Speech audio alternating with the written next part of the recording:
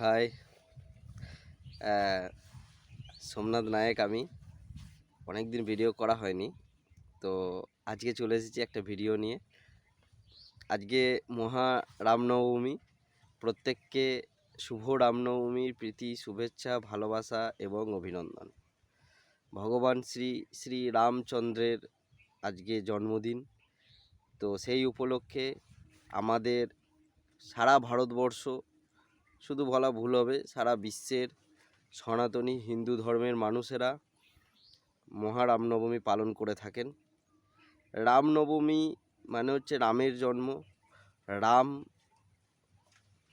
হচ্ছেন ভগবান বিষ্ণু দেবের অবতার, যেটা হিন্দু ধর্মের শাস্ত্র মতে বলা হয় যে ভগবান বিষ্ণুদেবের অবতার হচ্ছে রামচন্দ্র।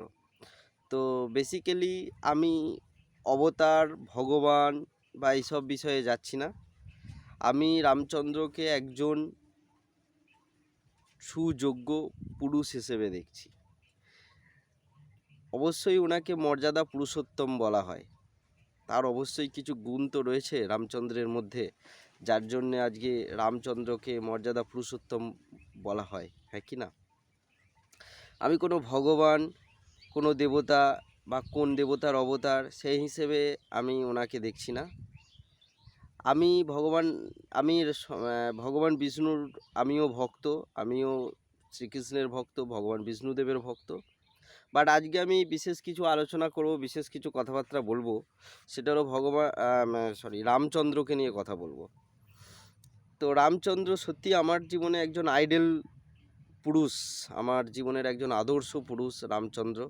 তার পেছনে অবশ্যই যুক্তি আছে, আমি সেগুলো নিয়ে কিছু কথা বলবো। আজকে রামনবমীর দিন বহু মানুষ রামনবমীর শোভাযাত্রাতে বেরোবেন।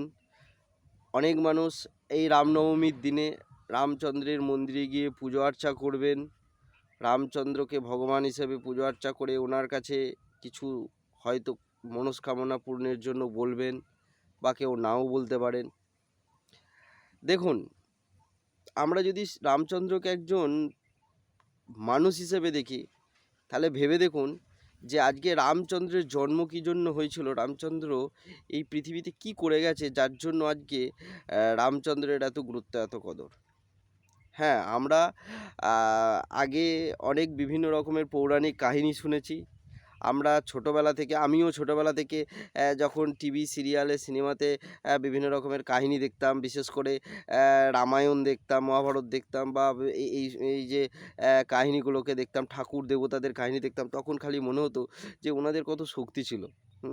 টিভিতে দেখছি এই একটা অস্ত্র, রাবণের সাথে রামের যুদ্ধ হচ্ছে, রাম তীর ছুটছে, ঢিস করে একটা চলে গেল তীরটা, গিয়ে ওদিক থেকে রাবণ তীর ছুটছে, রাবণের তীরের সাথে রামের তীর সংঘর্ষ হলো, রাবণের তীর হেরে গেল, রামের তীর জিতে গেল।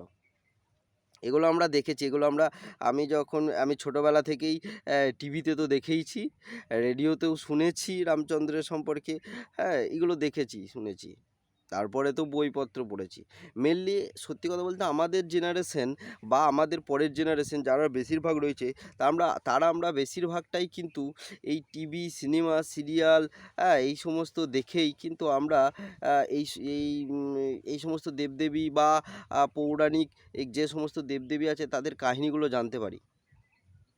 এখনকার দিনে তো শাস্ত্র পড়া, বই পড়া উঠেই গেছে, বলুন ঠিক বলছি তো নাকি? এখনকার দিনে সোশ্যাল মিডিয়া হয়ে গেছে, এখনকার দিনে টিভি হয়ে গেছে, সিরিয়াল হয়ে গেছে, সেখানে যেগুলো দেখানো হয় আমরা সেগুলো দেখি, আমরা সেগুলোই বিশ্বাস করি।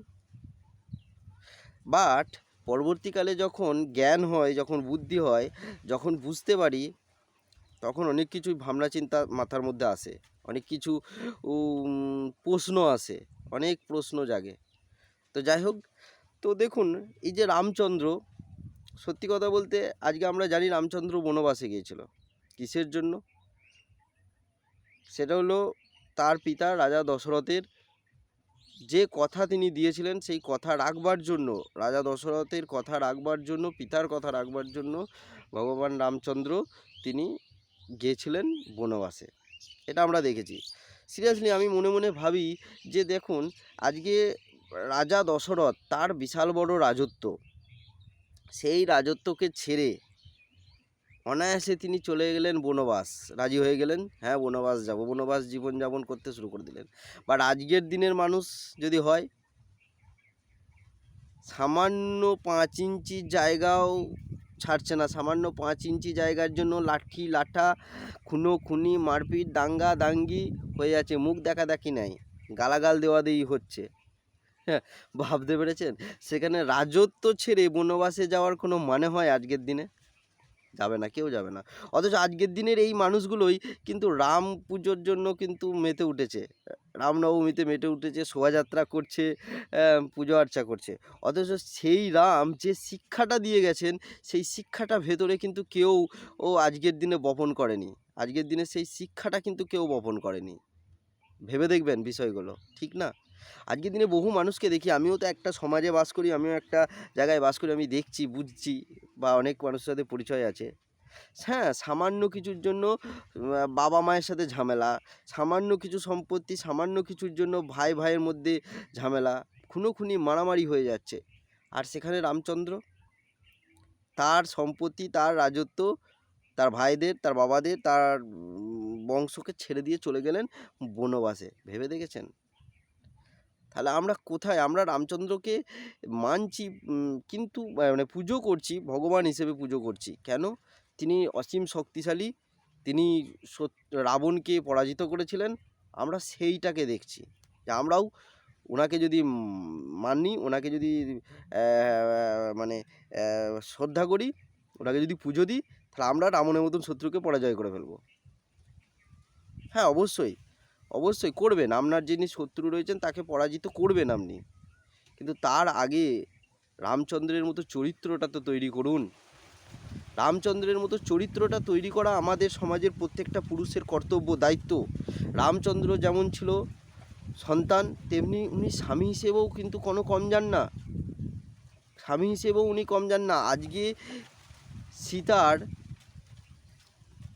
রামচন্দ্রের যিনি পত্নী, সীতার যোগ্য স্বামী ছিলেন রামচন্দ্র। রামায়ণটা একটু দেখবেন, একটু ঘাঁটবেন, একটু পড়বেন, বুঝতে পারবেন, হ্যাঁ কি না? আজকে যে হনুমানকে রামের পরম ভক্ত বলা হয়, কিন্তু রামচন্দ্র প্রভু হিসেবে কিন্তু কম যাননি, কম যাননি। আজকে বহু মানুষকে দেখেছি, আমরা বহুজনকে দেখেছি, যে দেখবেন নিচুতলার গরিব মানুষগুলো যদি কারুর আন্ডারে কাজ করে, কারুর বাড়িতে কাজ করুক, কারুর অফিসে বা যেখানেই কাজ করুক, তাদেরকে মাইনে দিচ্ছে। বড় বড় অফিসার, বড় বড় মানুষজনরা বলে কি, যে ওদেরকে তো আমি টাকা দিচ্ছি, মাইনে দিচ্ছি, ওদের আর খেয়াল রাখার কি দরকার আছে, ওদের কি অত গুরুত্ব দেব? ভাবুন, আসলে এখানে ভক্ত এবং প্রভু, এই ব্যাপারটা বুঝতে হবে। আজকে যেমন আমরা বলি হনুমানকে যে শ্রেষ্ঠ ভক্ত, সেরকম রামচন্দ্রকেও শ্রেষ্ঠ প্রভু হিসেবে বলা উচিত।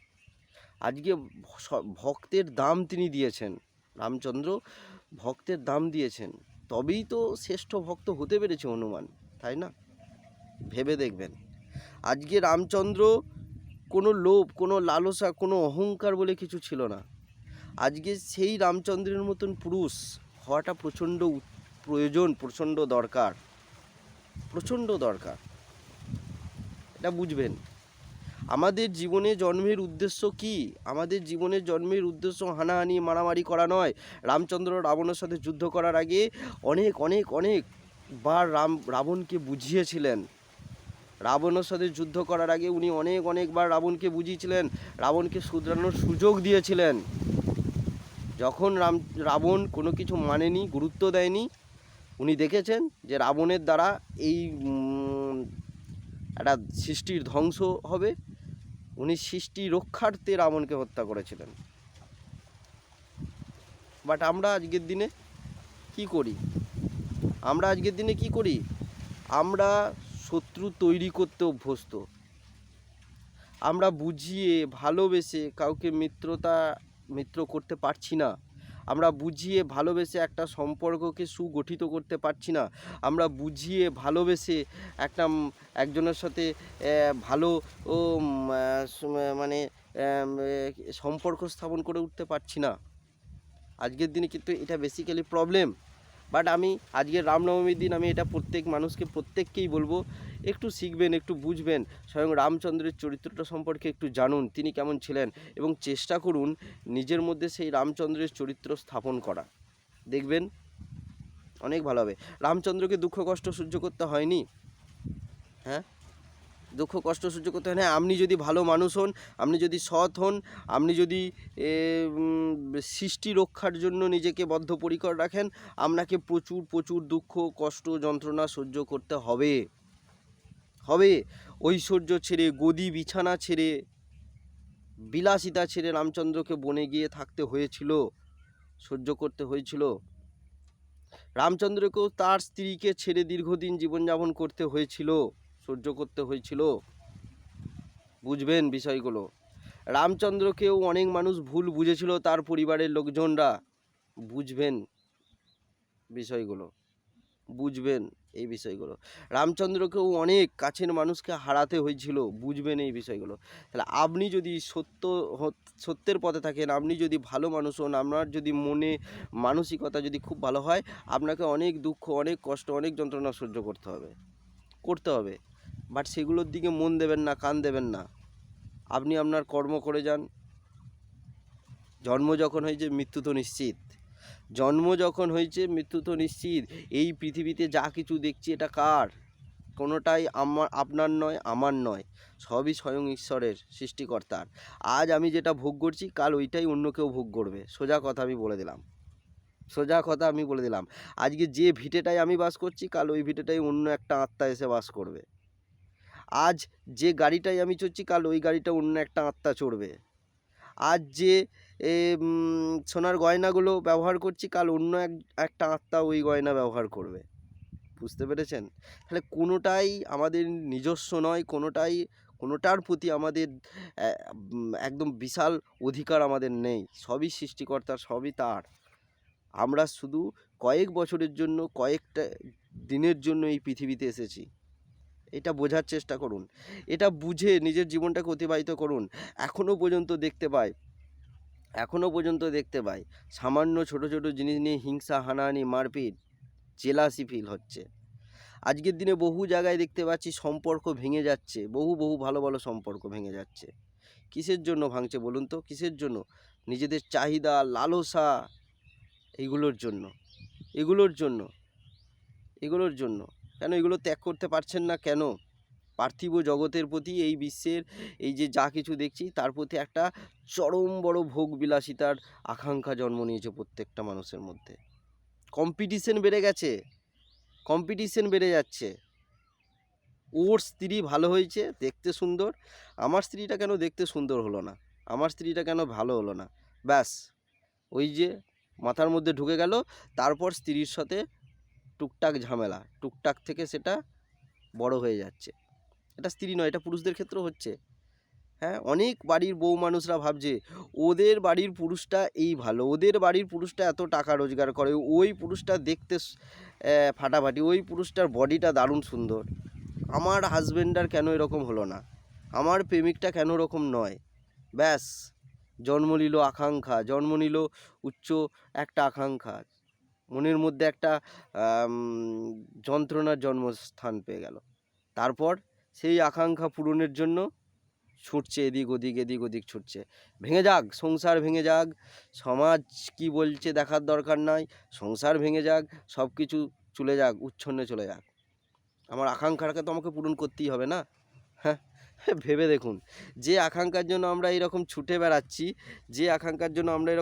বেড়াচ্ছি, আদেও কি সেটা পূরণ করাটা খুবই জরুরি? কখনোই না। আমি কি বললাম? কখনোই না। তো আজকে মহা রামনবমীর দিনে আমি আপনাদের সকলকে বলতে চাই, রামের মতো নিজের চরিত্র তৈরি করুন, রামের মতন মানুষ হন। রাম সত্যি মর্যাদা পুরুষোত্তম, ওনার মতন মানুষ হয় না। যেমন উনি সাহসী ছিলেন, তেমনি ওনার মধ্যে দয়াশীলতা, করুণাবোধ ছিল, তেমনি উনি প্রত্যেকটা মানুষের কর্তব্য দায়িত্ব পালন করে গেছেন। পিতার প্রতি কর্তব্য দায়িত্ব, মাতার প্রতি কর্তব্য দায়িত্ব, স্ত্রীর প্রতি কর্তব্য দায়িত্ব পালন করেছেন, পুত্রের প্রতি কর্তব্য দায়িত্ব পালন করেছেন। সবথেকে বড় কথা, সৃষ্টির প্রতি কর্তব্য দায়িত্ব পালন করেছেন। সৃষ্টির প্রতি কর্তব্য, সৃষ্টি রক্ষার্থে, সৃষ্টির ভালোর জন্য যা যা করণীয় তিনি তা করে গেছেন। আমিও বলবো আপনারও দায়িত্ব জাগে, এই সৃষ্টির রক্ষার্থে যেগুলো করা দরকার সেগুলো করুন। সৃষ্টির রক্ষার্থে যেগুলো করা দরকার সেগুলো করুন। স্বার্থপর না হয়ে, বারবার বলছি, স্বার্থপর না হয়ে সমাজ, এই দেশ, এই রাজ্য, আমার পরিবার, আমার পরিবেশ, এই সব কিছুকে রক্ষা করার জন্য যেগুলো যেগুলো করা প্রয়োজন আমাদের সেগুলোকে করতে হবে। নিজের স্বার্থটা বড় নয়, এইটাকে ভেবে দেখবেন। রামচন্দ্রের থেকে তো আমি তো অবশ্যই এই শিক্ষাগুলোই পেয়েছি। নিজের স্বার্থটা বড় নয়, এই সৃষ্টিকে রক্ষা করার জন্য যেটা করা দরকার আমাকে সেটা করতে হবে। সৃষ্টির ব্যালেন্সটাকে আমাকে ঠিক করতে হবে। আজকের দিনে সবথেকে বড় সমস্যা সৃষ্টির ব্যালেন্স হারিয়ে যাচ্ছে। এটাই হারাতে হারাতে হারাতে হারাতে যখন তলানিতে চলে যাবে তখন হয়তো বিষ্ণুদেবকে আবার কোনো না কোনো অবতার হিসেবে জন্ম নিতে হবে। বুঝতে পেরেছেন? ভগবানরা সহজে তো আর এই ধরাধামে আসেন না, তারা তখনই আসেন যখন বড় কোনো সংকট দেখা দেয়। হ্যাঁ, তো অবশ্যই একদিন হবে, সেই বড় সংকট আসবে, কারণ সেই জায়গাটা অবশ্যই তা আসতে চলেছে। তখন হয়তো উনি আবার কোনো না কোনো অবতারে জন্ম নেবেন। বাট যে শিক্ষা আমরা রামচন্দ্র থেকে পেয়েছি, প্রত্যেককে বলবো আপনারা সেই শিক্ষাগুলো নিজেদের মধ্যে অবজারভেশন করুন, বুঝুন, আর অবশ্যই রামচন্দ্রের মতো নিজের একটা সুন্দর চরিত্র তৈরি করুন। Wish you all the best. ভালো থাকবেন, সুস্থ থাকবেন, স্বাভাবিক থাকবেন। জীবনের কিছু জিনিস খুব মনে রাখবেন, আমি যেটা বলি, একটা হচ্ছে সৎ কর্ম করুন, অবশ্যই ধার্মিক মানুষ হন, মনের মধ্যে ভক্তি জাগ্রত করুন, ভগবানের প্রতি ভক্তি, ভগবানের সৃষ্টির প্রতি ভক্তি জাগ্রত করুন, মনের মধ্যে ধৈর্য তৈরি করুন, নিজের মধ্যে ধৈর্য তৈরি করুন, ধৈর্য ধরুন, সব কিছু হবে, সব কিছু হবে, তাড়াহুড়ো করার কোনো কিছু দরকার নাই, ঠিক আছে? আর যেটা বলবো সেটা হলো প্রেম, সকল কিছুই প্রেমের চোখে দেখুন, করুণার চোখে দেখুন, ভালোবাসতে শিখুন সকলকে। একজনের প্রতি, নির্দিষ্ট একজনের প্রতি ভালোবাসাটা নয়, এই সৃষ্টির প্রতি ভালোবাসা, ভগবানের এই সৃষ্টির প্রতি, সৃষ্টিকর্তার এই সৃষ্টিকে ভালোবাসুন, প্রেমের চোখে সকলকে দেখুন। বুঝতে পেরেছেন? এই যে জিনিসগুলোকে বললাম, এগুলোকে অবশ্যই নিজের মধ্যে তৈরি করুন, এগুলোকে নিজের মধ্যে তৈরি করুন, আপনার জীবন ভালো হবে, আপনি খুব ভালোভাবে জীবনযাপন করবেন। তো wish you all the best. প্রত্যেকে আমার ফেসবুক পেজ এবং আমার ইউটিউব পেজটাকে ফলো করবেন। আমি নিজের মতন করে ছোট ছোট কিছু ভিডিও আপলোড করি। উদ্দেশ্য রোজগার করা নয়, উদ্দেশ্য হচ্ছে সমাজটাকে সচেতনতা করা, সমাজটার পরিবর্তন করা। আজকের দিনে সোশ্যাল মিডিয়ার যুগে অনেক কিছুই সম্ভব, তাই তো দেখছি অনেক কিছুই সম্ভব। তো আজে বাজে কোনো ভিডিও পোস্ট করি না, হ্যাঁ, বড় বড় কোনো জ্ঞান দিই না। আমি যেগুলো বলি সেগুলো আপনারা জানেন, আপনাদের মধ্যে সেই জ্ঞানগুলোও রয়েছে। আমি শুধু জাস্ট আপনার সাথে একটু সঙ্গ দিচ্ছি, আপনার মধ্যে যে জ্ঞানটা রয়েছে সেই জ্ঞানটাকে একটু জ্বালিয়ে দিচ্ছি, এটাই আমার কাজ, আর কিছু না। আমি বড় জ্ঞানী নই, জ্ঞানী সবাই, আপনারা সকলে জ্ঞানী। সৃষ্টিকর্তার এই সৃষ্টিতে যাদেরকেই সৃষ্টি করেছেন প্রত্যেককে জ্ঞান দিয়েছেন, সবাই জ্ঞানী, কিন্তু সেই জ্ঞানগুলো সুপ্ত অবস্থায় রয়েছে। আসুরিক শক্তিগুলো বেরিয়ে আসছে, শুভ শক্তিগুলো সব সুপ্ত অবস্থায় রয়েছে। আমি শুধু প্রচেষ্টা করি যে আসুরিক শুভ শক্তিগুলোকে বের করে নিয়ে আসার, শুভ জ্ঞানটাকে বের করে নিয়ে আসার, যাতে আসুরিক শক্তিগুলোকে দমন করা যায়, এই কর্মটাই আমি করছি। Wish you all the best. ভালো থাকবেন, হ্যাপি থাকবেন।